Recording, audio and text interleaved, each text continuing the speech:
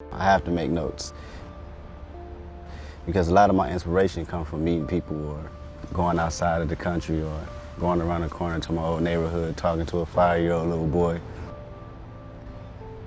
It's mainly kids, man. I always say this. Kids bug me out because they have no fear in nothing. My little niece, you know, she's 2 years old, but she fears nothing and she has no concept of reality as we know it.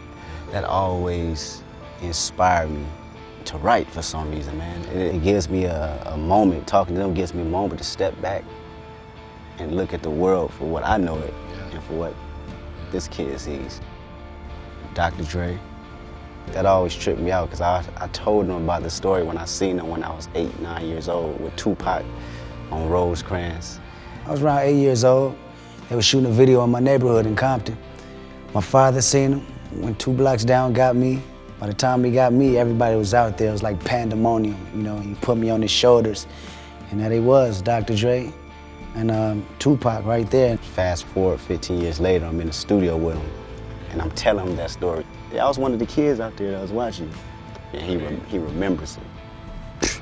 Crazy, right? It's crazy to me. Just me being an ultimate fan. I'm still a fan to this day, but to actually sit down and have conversations beyond the music. He wasn't just a figment of my imagination that I was watching on TV screen, you know. The people I've watched, they just didn't get there out of pure luck. They actually worked hard, and they are human beings with real emotions, real drive, real consistency, real hunger, you know.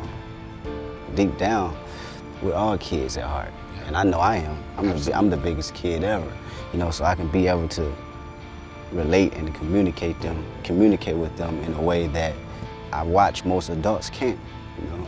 I'll sit there and hold a conversation, you know, and go back to the studio, man, and write the most bugged out song, you know, just because it just gives me, like I said, it gives me a chance to sit back and allow myself to look at the perspectives of, you know, the different spectrum of having responsibilities and not having any at all.